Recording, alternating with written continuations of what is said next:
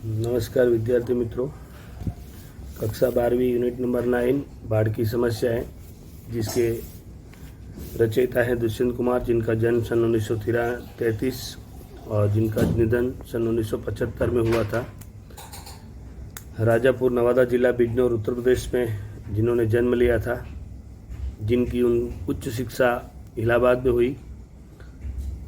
सरकारी नौकरी तथा कृषि उनका मुख्य व्यवसाय रहा है। रूढ़िवादी और साम्राज्यवादी शक्तियों से संघर्ष की चेतना उनकी कृतियों का प्राण तत्व है। गीतकार और गज़लकार के रूप में उन्होंने बहुत बड़ी उपाधि प्राप्त की और एक बहुत बड़ी नामना उन्होंने प्राप्त की है। उन्होंने गज़ल के माध्यम से समाज को जागृत करने की बहुत बड़ी कार्यशैली अपने जीवन के दौरान फैलाई और वो एक बहुत बड़े गज़लकार बने और गज़ल के माध्यम से उन्होंने लोगों को जागृत भी किया। यहाँ पर बाढ़ की संभावना के माध्यम से उन्होंने हमारे सामने यह बात प्रस्तुत की है कि हमारे जीवन में हर समय पर, हर पल पर कोई न कोई नई नई समस्याएं हमारे सामने अगर खड़ी हो जाती है, तो ऐसी समस्याओं के सामने अगर आपको जूझना है, लड़ना है, तो जो संभावना है आपके सामने उस समय उसके सामने किस तरह से और कैसे लड़ना है, उसके बारे में जागरूक करने के लिए इन्होंने ये बात हमारे सामने प्रस्तुत की है। क्योंकि समय जैसे जैसे चलेगा वैसे वैसे समस्याएं और संघर्ष आपके सामने आकर खड़े होने वाले हैं और उससे आपको कैसे निपटना है, उससे आपको किस तरह से उसका सामना करना है, यही बात इन्होंने इस गज़ल के माध्यम से हमारे सामने प्रस्तुत किया है। वैसे गज़ल 14 लाइन की होती है, पर जैसे कि जिस गज़ल में बहुत ही बड़ा गूढ़ अर्थ छिपा हुआ होता है, बहुत ही महत्वपूर्ण माना जाता है, तो उस समय ऐसी गज़ल जो 12 लाइन की हो फिर भी उसको गज़ल के रूप में प्रस्तुत किया जा सकता है। और यही 12 लाइन के होने के बावजूद इस कविता को एक गज़ल का स्वरूप दे दिया गया। कहने का तात्पर्य यह है कि गज़ल के माध्यम से कवि ने यहाँ पर दुष्यंत कुमार जी ने लोगों को एक नई चेतना के प्रति जागृत करने का काम किया है। मैं अब यूनिट पढ़ रहा हूँ, कविता पढ़ रहा हूँ, गज़ल को पढ़ रहा हूँ। आप अपनी किताब हाथ में रखिए, फिर मैं आपको पर लाइन को समझाऊँगा। बाढ़ की संभावनाएं सामने हैं और नदियों के किनारे घर बने हैं। चीड़ वन में आंधियों की बात मत कर, इन दरख्तों के बहुत नाजुक तने हैं। इस तरह टूटे हुए चेहरे नहीं हैं जिस तरह टूटे हुए ये आईने हैं। आपके कालीन देखेंगे किसी दिन, इस समय तो पाँव कीचड़ में सने हैं। जिस तरह चाहो बजाओ इस सभा में, हम नहीं हैं आदमी, हम झुनझुने हैं। अब तड़पती सी कोई गज़ल सुनाओ, हम सफ़र ऊँघे हुए हैं, अनमने हैं। कहने का तात्पर्य यह है कि इन्होंने बाढ़ की संभावना के माध्यम से हमारे सामने एक नई जागृति फैलाई है, नई जागृति लाने का काम किया है। आप यहाँ पर देख तो पहली लाइन में कहा है कि बाढ़ की संभावनाएं सामने है और नदियों के किनारे घर बने हैं। बाढ़ की संभावनाएं सामने है, जो नदी के किनारे पर जो घर बने वो चिंता में है, दुखी है कि अगर बाढ़ बहुत ज़्यादा आ जाएगी तो हमारे घर पानी में बह जाएंगे, हमें बहुत बड़ा नुकसान होगा। नुकसान तो बात की बात है, पर जैसे ही पानी में घर चले जाएंगे तो वो रहेंगे कहाँ, वो सबसे बड़ी समस्या है। नुकसान तो बाद में होगा, पहले खुद अपने आप को किस तरह से बचाना है, अपना संरक्षण किस तरह से करना है, वो बहुत बड़ी समस्याएं, बहुत बड़ी चैलेंज उनके सामने आकर खड़ी हो जाती है। मतलब कहने का तात्पर्य है कि जब बारिश के मौसम आते हैं तो हमारे सामने सारी समस्याएं आकर खड़ी हो जाती है। जो छोटे छोटे घरों वाले हैं, जिनके घर कच्चे हैं, जिनको रहने की अच्छी जगह नहीं है, जो रोड के किनारे पर रहते हैं, जो केवल छपरा डालकर रह रहे हैं, उनके लिए बहुत बड़ी समस्याएं हैं। और वही इसी प्रकार की समस्या हमारे जीवन में भी होती है। ये केवल एक गूढ़ तात्पर्य है यहाँ पर। इसके माध्यम से हमारे जीवन में जो समस्या है उसी की बात कर रहे हैं, क्योंकि ये बाढ़ की संभावना केवल कल्पना है।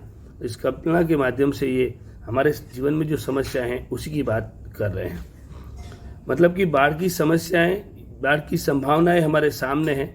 बारिश का मौसम आ चुका है, चारों तरफ से बारिश हो रही है और बारिश की वजह से बाढ़ की संभावनाएं बढ़ चुकी हैं और नदियों के किनारे पर जो घर बने हुए हैं वो बहुत ही चिंतित हैं, परेशानी में हैं कि हमारा क्या होगा और किस तरह से हम अपने बचाव कर पाएंगे।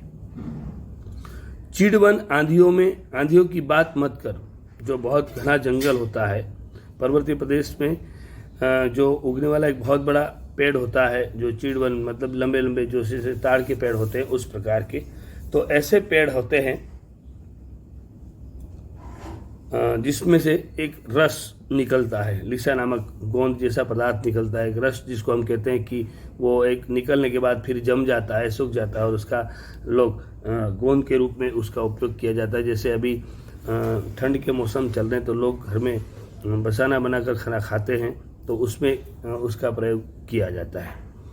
तो जो चीड़ वन में है उसके में आंधियों की बात मत कर, इन दरख्तों के बहुत नाजुक तने, जो बड़े बड़े पेड़ होते हैं तो वहाँ पर ये संभावनाओं के सामने वो तो टिक पाएंगे, और जो छोटी छोटी दरख्त हैं, छोटी छोटी घास है, उस घास को किस तरह से बचाया जाए।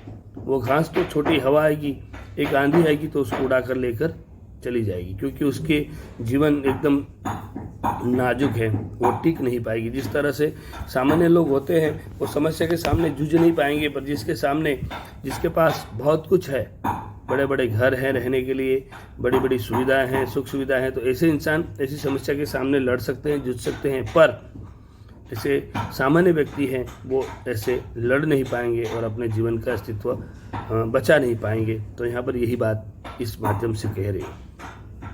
इस तरह टूटे हुए चेहरे नहीं है, हमारे चेहरे टूटे हुए नहीं है, क्योंकि हम लोग कभी भी किसी भी हालत में लड़ने के लिए तैयार हैं, सामना कर रहे हैं। जो भी समस्या हमारे सामने आकर खड़ी होती है उसका सामना हम लोग कर रहे हैं। पर जिस तरह से आपने देखा होगा कि आईना एक बार टूट जाता है तो टूटने के बाद अब हम आईने में देखते हैं तो उस आईने में हमारा एक चेहरा नहीं पर अनेक चेहरे दिखते हैं। इसका कारण यही है कि हमारे चेहरे टूटे हुए नहीं है, पर आईना टूटा हुआ, टूटे हुए आईने की वजह से हमारे चेहरे अलग अलग दिखाई दे रहे हैं। मतलब एक से ज़्यादा अनेक चेहरे हमारे दिखाई देते हैं। मतलब कि आईने में जो चेहरा दिख रहा है उसका मतलब ये नहीं है कि हमारे चेहरे टूटे हुए हैं, हमारे आईने टूटे हुए, उसकी वजह से हमारे चेहरे पर ये स्थिति आकर खड़ी हुई है। मतलब कहने का तात्पर्य कि अगर आपको लड़ना है, झगड़ना है, तो ऐसी समस्या आपके सामने आकर खड़ी है तो उस चेहरे की तरह, उस आईने में टूटे हुए चेहरे जो दिख रहे हैं उस तरह आपको क्या करना है, उसके सामने लड़ना है, जूझना है। और जो टूटे हुए चेहरे हैं उसको भी हमें वापस सुधार कर एक नए जीवन में, एक नई राह पर लाना है।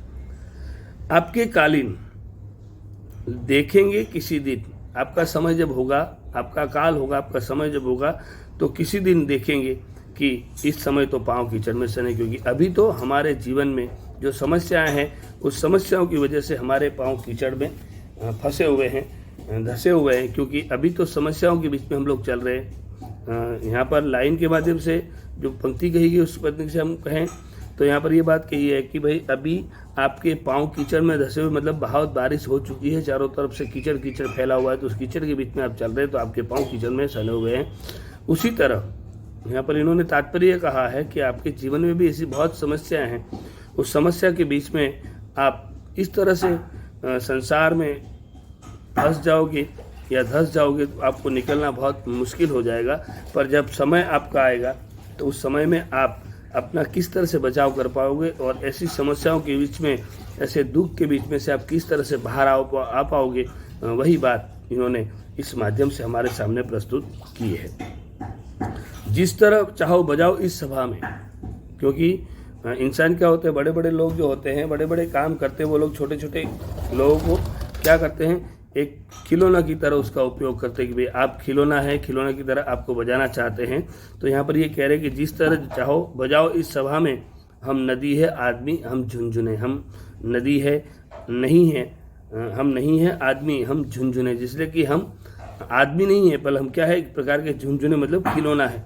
जैसे कि हमको एक खिलौना समझकर हमारा उपयोग किया जा रहा है। जैसे खिलौना इधर से उधर, उधर से इधर, जैसे कहा जाता है वैसे खिलौना चाबी भरते हैं तो नाचता है, उस तरह हमें भी एक खिलौना समझकर हमारा उपयोग किया जाता है। क्योंकि आपने देखा होगा कि बड़ी बड़ी सभाएं जब होती है तो बड़ी बड़ी सभाओं में जो नेता लोग होते हैं वो सामान्य इंसान को क्या करते हैं, 200-500 रुपये देकर बुलाते हैं और कहते हैं कि आप आ जाओ, आपको खाना मिलेगा, आने जाने की सहूलियत मिलेगी और पूरे दिन की मजदूरी 200 रुपये दे दी जाएगी और उसकी वजह से वो लोग आने जाने के लिए तैयार हो जाते हैं। इसका कारण ये है कि चलो भाई घर पर बेकार बैठे, इसका मतलब इससे बेहतर है कि हमें कुछ आमदनी प्राप्त हो जाए, हमें कुछ मिले, तो वो लोग उसके लिए तैयार हो जाते हैं। पर उसका उपयोग कैसे किया जाता है कि जब नेता कहे कि भाई तालियां बजाओ तो वो तालियां बजाते हैं, नेता कहते हैं कि आप हंसी जोर से हंसो तो वो हंसना शुरू कर देते हैं। मतलब एक प्रकार का खिलौना, जिस तरह खिलौना को जो कहना चाहते हैं वो खिलौना करता है, उसी तरह ये भी उसी तरह उस आदमी का प्रयोग करते हैं और उस आदमी के साथ इस प्रकार का काम किया जा रहा है। अब तड़पती सी गजल कोई सुनाए, क्या करना है आपको, एक ऐसी कोई तड़पती गजल सुनाना है, क्योंकि आदमी पूरी तरह से परेशान हो चुका है, दुखी हो चुका है। अगर आदमी को इस समस्या से बाहर निकलना है तो उसके अंदर ऐसी कोई ज्वाला भरनी है, उस ज्वाला के माध्यम से वो अपने जीवन में एक नई चेतना ला सके, एक नई क्रांति ला सके और नई क्रांति से वो अपने जीवन को आगे बढ़ा सके, सुधार सके। क्योंकि अभी तो ऐसी स्थिति में जो हमारे सारे हमसफ़र है, हमारे सारे जो लोग हैं वो सारे सो चुके हैं, आराम कर रहे हैं, क्योंकि अभी वो जागृत नहीं है, क्योंकि उनको ये पता नहीं कि हमें जीवन में आगे क्या करना है, किस तरह से करना है और कैसे करना है। क्योंकि काफ़ी समस्याओं के बीच में से इस तरह से घेर चुके हैं कि उन्हें बाहर निकलना भी समझ में नहीं आ रहा है। तो इस समय अगर आपको बाहर निकलना है इस समस्या से, तो ऐसी कोई तान होनी चाहिए, ऐसी कोई गज़ल सुनानी चाहिए जिससे जो हम सफ़र सो रहे हैं, अनमने हैं, कुछ कर नहीं रहे, तो ऐसे लोग वहाँ पर से जागृत हो जाए और एक नई जीवन में क्रांति ला सके। अगर नई क्रांति आएगी तो ही जो हमारे सामने जो समस्याएं हैं, संभावनाएं हैं, जो परेशानियां हैं, उससे आप छुटकारा पा सकोगे और आप बच सकोगे। इसलिए अगर आपको बचना है तो अपने जीवन में एक नई क्रांति लानी पड़ेगी और नई क्रांति आएगी तभी आप अपना उद्धार कर पाओगे, वरना नहीं कर पाओगे। तो यहाँ पर दुष्यंत कुमार जी ने बाढ़ की संभावना के माध्यम से हमारे सामने जो जीवन की विषम परिस्थितियाँ हैं, जो परेशानियाँ हैं, उसी का वर्णन यहाँ पर हमारे सामने प्रस्तुत किया है। पहले अब मैं आपको पूरे का साथ एक साथ बता देता हूँ कि जो बाढ़ की संभावनाएं सामने हैं, उस समय जो नदी के किनारे पर जो घर बने हैं वो थोड़े परेशान हैं, मुश्किल में हैं, समस्या में है कि भाई हमारा किस तरह से बचाव होगा। जो बड़ा पेड़ होता है, उसके बीच में जो आंधी आती है, तो आंधियों में बड़े पेड़ तो बच सकते हैं, पर जो छोटे छोटे नाजुक दरख्तें हैं, उसकी जो जड़ होती है एकदम नाजुक होती है, वो अपने आप को किस तरह से बचा पाएंगे। क्योंकि समस्या हमारे सामने बहुत है, हमारे चेहरे भी ऐसे आईने की तरह टूटे हुए नहीं हैं, पर ऐसे चेहरे को हमें फिर से प्रज्वलित करना है, जागृत करना है, तब जाकर हम जीवन को बचा पाएंगे। क्योंकि यहाँ पर नेता लोग हैं या फिर कोई और लोग हैं, इन सब ने इस इंसान को, इस आदमी को एक प्रकार का खिलौना समझ के रखा है। इसलिए ये सारे उस तरह इसको परेशान करते रहते हैं। क्योंकि जब समय आएगा, आपका समय जब होगा, तो हम उस दिन हम देखेंगे कि हमारे जीवन में कितनी समस्याएं हैं। अभी तो हम जीवन में समस्याओं को लेकर चल रहे हैं, समस्या के बीच में हमारा काम चल रहा है, क्योंकि हमारे जीवन में जो समस्या है उसकी वजह से हमारे पाँव अभी कीचड़ में सने हुए हैं। पर जब हमारा समय आएगा, जब आपके समय में हम देखेंगे, तो हमें पता चलेगा कि हम किस तरह से अपने आप को बचा सकते हैं। जिस तरह से सभा में लोगों को बुलाया जाता है और एक खिलौने की तरह उसको बजाया जाता है, तो आप भले अभी आपका समय है तो आप अपने हिसाब से उसको जैसे बजाना हो वैसे बजाओ। पर अब जब हम एक नए जीवन में आएंगे तो अपना उद्धार कर पाएंगे। इसलिए हमें अपने जीवन में सुधरने का और आगे बढ़ने का मौका मिलना चाहिए। इसलिए हे कविश्री, हम आपसे प्रार्थना कर रहे हैं कि ऐसी कोई तड़प सी गज़ल सुनाओ कि ताकि लोग जागृत हो सके और उनके जीवन में एक नई रोशनी आ सके, एक नया जीवन आ सके, और जिससे जो हम सफ़र उनके साथ वाले साथी लोग हैं जो सो रहे हैं, अनमने हैं, वो जाग जाए और जीवन में एक नई चेतना आ जाए और जो संभावनाएं हमारे सामने आकर खड़ी है उससे उसका सामना कर सके, उससे लड़ सके। इसलिए हमें ऐसी साथ सहकार की ज़रूरत है जो जीवन में हमें साथ दे और हम आगे बढ़ पाएँ। विद्यार्थी मित्रों, यहाँ पर शब्दार्थ और टिप्पणी भी दी गई है, तो आपको इस शब्दार्थ और टिप्पणियों को भी लिखना है। उसके बाद स्वाध्याय के प्रश्न में विकल्प दिए गए हैं, एक वाक्य के प्रश्न दिए गए हैं, 4-5 वाक्यों में उत्तर भी है और 4-5 पंक्तियों में प्रश्न के उत्तर आपको लिखना है। तो ये सारे स्वाध्याय के काम आप करते रहिए। जिस तरह से हमने पहला टेस्ट लिया उस तरह से दूसरा टेस्ट भी जैसे जैसे यूनिट ख़त्म होंगे वैसे टेस्ट होते रहेंगे। इसलिए आप अपना काम साथ साथ में करते रहिए। कोई परेशानी हो तो आप मुझे कॉल करके पूछ सकते हैं, आपकी समस्याओं का समाधान अवश्य हो जाएगा। इसलिए जो भी समस्याएं हैं आप बेझिझक कह सकते हैं। अभी हम लोग आज 9वें यूनिट की बात कर रहे हैं। नेक्स्ट लेक्चर में आपको नेक्स्ट लेक्चर जो आपको मिलेगा वो 10th यूनिट का भी मिल जाएगा। जितना हो सके उतना जल्दी, थोड़ा काम बिजी होने की वजह से मैं आपको भेज नहीं पाया, पर बहुत जल्द आपको मिल जाएगा। Thank you very much. हम लोग नेक्स्ट लेक्चर में फिर से मिल रहे। धन्यवाद। अगर कोई परेशानी है, प्रश्न या सारे जैसे जैसे आप मैंने चर्चा की वैसे वैसे ये सारे प्रश्नों के उत्तर आपको इसी से मिल जाएंगे। और फिर भी अगर कोई समझ में नहीं आ रहा है, कुछ बात समझ में नहीं आ रही, तो आप मुझे बेझिझक पूछ सकते हैं। Thank you very much. धन्यवाद।